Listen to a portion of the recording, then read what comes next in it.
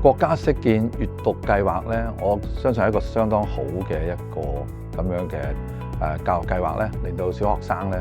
係可以從中咧從閱讀啦，同埋閱讀嘅內容裏邊咧去培養愛國嘅情操。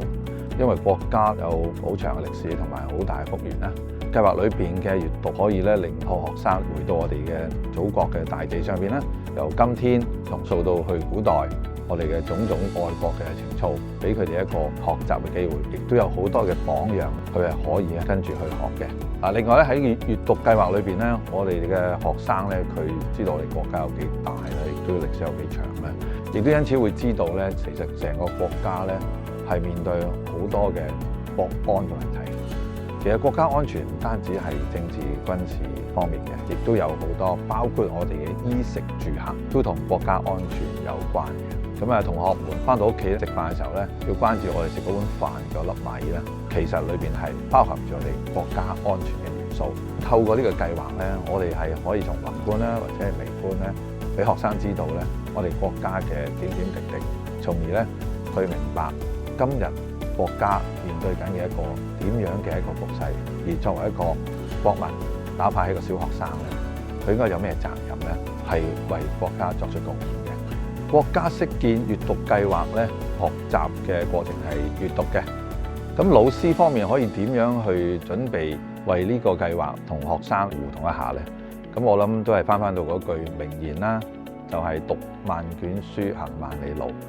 咁裏邊咧有兩個方面嘅，第一咧就係讀萬卷書咧，就係當然包括一啲已經係發表咗嘅論著啦。另外就係我哋要相當有效咁去利用我哋而家嘅線上面嘅資訊。因為咧已經係發表咗、印刷咗出嚟嘅資訊咧，好多時都已經係落後咗少少時間嘅啦。咁我哋今天嘅資訊要掌握。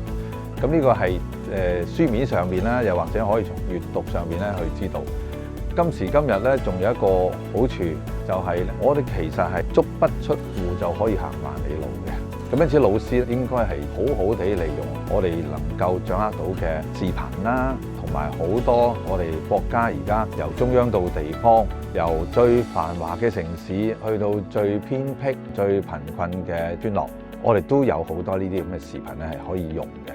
咁我相信咧係通過文字上邊、文獻上邊嘅閱讀，同埋視頻上邊嘅好直觀嘅觀察，係好容易就會令到同學從中咧學到國家嘅國情，同埋咧係培養呢個家國嘅情懷嘅。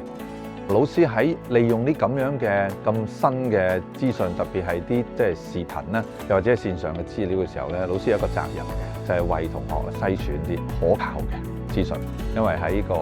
人工智能嘅時代咧，造假啊，又或者係即係製造出一啲咁樣嘅現象咧，其實都好普遍。咁老師咧就要做多啲功課，日日咧都要提升自己，然後先至可以咧係好有效咁